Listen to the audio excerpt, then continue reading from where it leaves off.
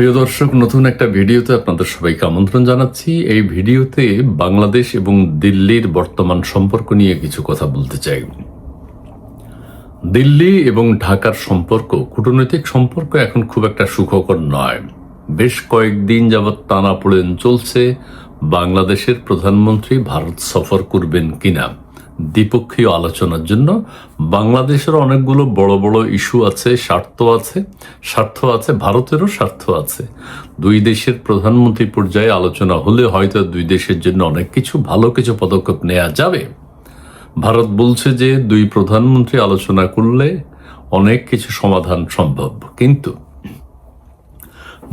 গত কয়েকদিনের যে আলাপ আলোচনা আমরা শুনেছি যে ভারতকে বাংলাদেশের পক্ষ থেকে কঠিন কিছু শর্ত দেওয়া হয়েছে, তার মধ্যে অন্যতম দুইটি, সেটি আপনাদের সামনে শেয়ার করব। ভারতের পত্রিকাগুলো এই বিষয়টি নিয়ে আলোচনা করছে। তারা বলছে তারেক রহমানের দিল্লি সফরে ঢাকার শর্তকে কঠিন বলছে ভারতীয় গণমাধ্যম, অর্থাৎ ভারতের আইন এগুলো কাভার করে কিনা। সেগুলো কি? এক হচ্ছে শেখ হাসিনাকে প্রত্যর্পণ, বাংলাদেশে ফেরত পাঠানো। দ্বিতীয় হচ্ছে হাদি হত্যা মামলার সন্দেহভাজন যে আসামি আছে তাকে বাংলাদেশে ফেরত পাঠানো। এই দুটো হলো প্রধান শর্ত। এখন এই শর্তগুলো ভারত পালন করবে কিনা। আবার 5ই আগস্টের শেখ হাসিনার ভাষণকে উল্লেখ করা হয়েছে বাংলাদেশের পক্ষ থেকে, যে ভারতের যোগ সাজসে সেই সাক্ষাৎকারটি হয়েছে। ভারত বারবার বলেছে তাদের সেই সাক্ষাৎকারের সাথে, সেই বক্তব্যের সাথে তাদের কোনো যোগাযোগ, বক্তব্য প্রদানে তাদের কোনো বাধাও নেই। আবার সেই বক্তব্যকে ভারত, শেখ হাসিনা প্রদত্ত বক্তব্যকে ভারত সমর্থনও করে না। আচ্ছা, এখন ভারতের পক্ষ থেকে বলা হচ্ছে যে শেখ হাসিনাকে প্রত্যর্পণ করতে হলে ভারতে বাংলাদেশের যে আইসিটি আছে, আইসিটির সমস্ত আইন কানুন, কিভাবে কেন ফাঁসির অর্ডার দেয়া হলো, সেগুলো সেখানে পাঠাতে হবে। তারপর তাদের আদালত হয়তো বিচার বিবেচনা করে দেখবে যে একজন ফাঁসির আসামিকে তার দেশে ফেরত পাঠানো যায় কিনা, বা যায় ভারত সেটা পাঠায় কিনা। তদ্রূপভাবে ওই যে হাদি হত্যা মামলার যিনি সন্দেহভাজন আসামি, তার ক্ষেত্রেও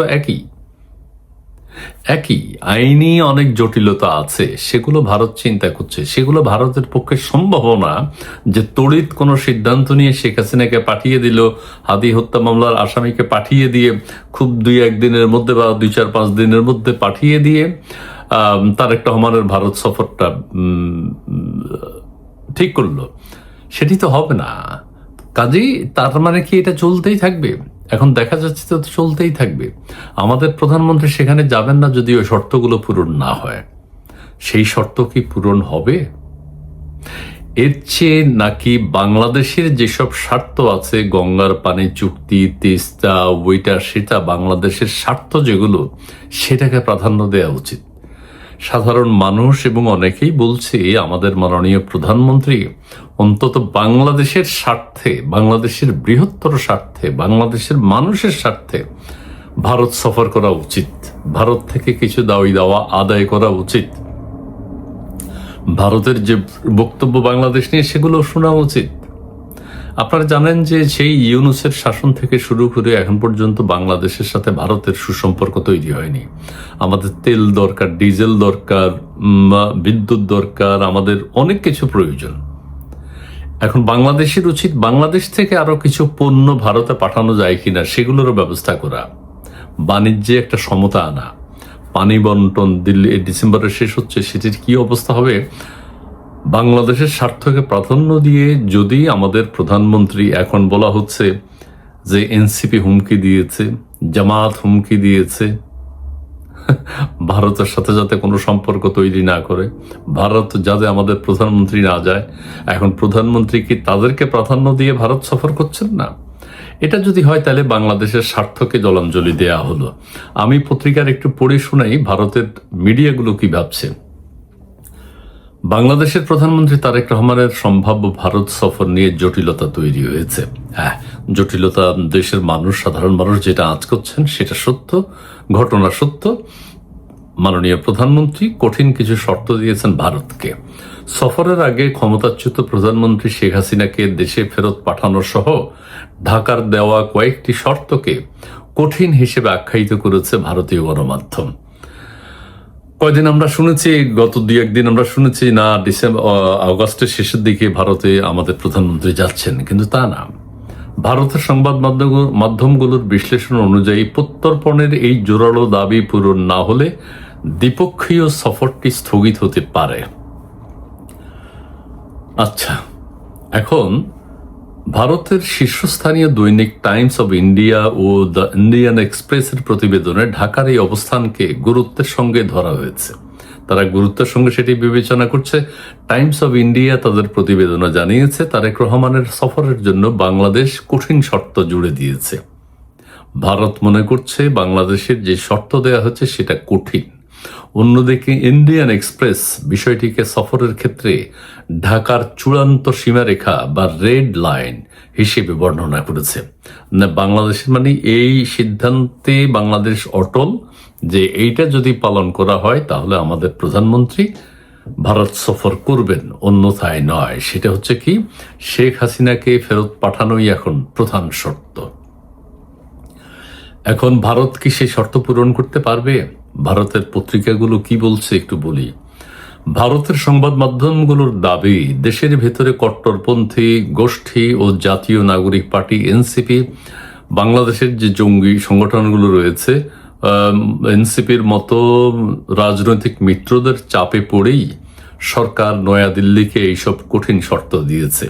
শর্তের মূল বিষয়বস্তু হলো শেখ হাসিনা সহ পলাতক অন্যান্য অপরাধীকে দ্রুত বিচারের মুখোমুখি করতে বাংলাদেশে ফেরত পাঠানো। এখন শুধু শেখ হাসিনাকে ফেরত দিলেই তো হবে না, শেখ হাসিনার সাথে আরো ভারতে যারা যে কয়েকজন আছেন তাদেরকেও ফেরত পাঠানোর ব্যাপারে বলা হয়েছে। এবং এই সফরের জন্য ভারতকে একটি সহায়ক পরিবেশ তৈরি করা, অর্থাৎ ভারত শর্তগুলো পূরণ করে বাংলাদেশের প্রধানমন্ত্রী ভারত সফরের জন্য একটা সহায়ক পরিবেশ যেন ভারত তৈরি করে। ভারতীয় কূটনৈতিক মহলের একাংশ মনে করছেন অবিলম্বে এইসব শর্ত মেনে নেওয়া নয়াদিল্লির জন্য আপাত দৃষ্টিতে অসম্ভব। এখানে থেকে যাচ্ছে, মানে ভারতের কূটনৈতিক মহল মনে করছে যে এই অল্প সময়ের মধ্যে, এটার একটা প্রসেস আছে, লেংদি প্রসেস, অল্প সময়ের মধ্যে ভারতের পক্ষে বাংলাদেশের দেওয়া এই শর্তগুলো মেনে নেয়া বা বাস্তবায়ন করা অসম্ভব বলেছে। ঢাকার এই কঠোর অবস্থানের বিষয়টি সুস্পষ্ট হয়েছে পররাষ্ট্র মন্ত্রণালয়ের সাম্প্রতিক বিবৃতিতে। আমাদের পররাষ্ট্র মন্ত্রণালয়ের সাম্প্রতিক একটা বিবৃতি গেছে। মন্ত্রণালয়ের মুখপাত্র AKM শহীদুল করিম জানিয়েছেন, কয়েক সপ্তাহ ধরে এই সফর নিয়ে দুই দেশের কর্মকর্তাদের মধ্যে আলোচনা চলছে, তবে সফরের জন্য একটি অনুকূল পরিবেশ তৈরি করা প্রয়োজন। গত 5ই আগস্ট নয়াদিল্লিতে শেখ হাসিনার প্রকাশ্যে সংবাদ সম্মেলন করার বিষয়টি সেই পরিবেশকে নষ্ট করেছে বলে ঢাকা মনে করে। ঠিক আছে, মুখপাত্র আরো বলেন, মানবতা বিরোধী অপরাধের দায়ে আন্তর্জাতিক অপরাধ ট্রাইব্যুনালে দণ্ডিত শেখ হাসিনা 5ই আগস্ট নয়াদিল্লিতে প্রকাশ্যে সংবাদ সম্মেলন করেছেন, সম্মেলনে কথা বলেছেন। এতে এই প্রক্রিয়ার পরিবেশ বিনষ্ট হয়েছে। এই বিষয়গুলো আমরা আমাদের অবস্থান স্পষ্ট করেছি, ঢাকা বলছে। বিবৃতিতে আরো বলা হয়, শেখ হাসিনাকে দ্রুত ফেরত পাঠাতে ভারতকে অনুরোধ করা হয়েছে। একই সঙ্গে দুই দেশের মধ্যকার প্রত্যর্পণ চুক্তি অনুযায়ী শরীফ ওসমান হাদির হত্যা মামলার অভিযুক্তদের হস্তান্তর করতে বলা হয়েছে। এই বিষয়ে ভারতের আনুষ্ঠানিক জবাবের অপেক্ষায় বাংলাদেশ, অর্থাৎ বল এখন ভারতের কোর্টে দিয়েছে। আপনারা একটা জিনিস জানেন যে মানে অপরাধী প্রত্যর্পণ হ্যান্ড ওভার করাটাও কিন্তু কঠিন। এক দেশ থেকে আরেক দেশে পাঠানো যায় না। এই যে দুবাইতে যে বলা হয়েছে যে বেনজির আহমেদ অ্যারেস্ট হয়েছেন, সাবেক IGP, তো তাকে কি আমাদের স্বরাষ্ট্র মন্ত্রণালয় এত চেষ্টা করেছে, তাকে ফেরত আনতে পেরেছে? এখন বেনজির আহমেদ কোথায় আছেন আমাদের স্বরাষ্ট্র মন্ত্রণালয় তো জানেই না। বঙ্গবন্ধু হত্যা মামলার আসামি আমেরিকাতে আছে, কানাডাতে আছে, ভারতেও ছিল। কোন দেশ কি বাংলাদেশের স্বেচ্ছায় স্বাভাবিকভাবে ফেরত পাঠিয়েছে? বাংলাদেশ তো অনুরোধ করেছে, পাঠায়নি, খুব একটা পাঠায়নি, কেউ পাঠায় না, এটা নিয়ম। সো শেখ হাসিনা এবং ওসমান হাদি বা আরো অন্যান্য যারা আছে তাদেরকে বাংলাদেশে ফেরত পাঠানো এত সোজা না। এটা আইনি জটিলতা আছে, ভারতের সরকারের সূত্রগুলোর বরাত দিয়ে বলা হয়েছে, সংবাদ মাধ্যমগুলো জানিয়েছে আগামী 12-13 সেপ্টেম্বর নয়াদিল্লিতে অনুষ্ঠিতব্য ব্রিক্স সম্মেলন এবং দ্বিপক্ষীয় সফরের জন্য তারেক রহমানকে আমন্ত্রণ জানানো হয়েছে প্রধানমন্ত্রীকে। সেটি এখনো বহাল আছে। ভারত বলছে যে সেটা এখনো বহাল আছে, যে বাংলাদেশের প্রধানমন্ত্রী যদি ব্রিক্সে যান সেটিও ওপেন, এবং দ্বিপক্ষীয় আলোচনার জন্য তারা যদি তারিখ জানান সেই ক্ষেত্রে ভারত সেটি সাদরে গ্রহণ করবে। আচ্ছা, দ্বিপক্ষীয় সফরে 21শে আগস্ট সম্ভাব্য তারিখ প্রস্তাব করা হয়েছিল। হ্যাঁ, গত 2-1 দিন আমরা বেশ আলোচনা শুনেছি যে অগাস্টের শেষের দিকে থার্ড সপ্তাহে হতে পারে। তবে এখন চূড়ান্ত সময়সূচি নির্ধারণ ঢাকার উপরই নির্ভর করছে। তবে ভারত বলছে যে এখন চূড়ান্ত সিদ্ধান্ত ঢাকার উপরে নির্ভর করছে।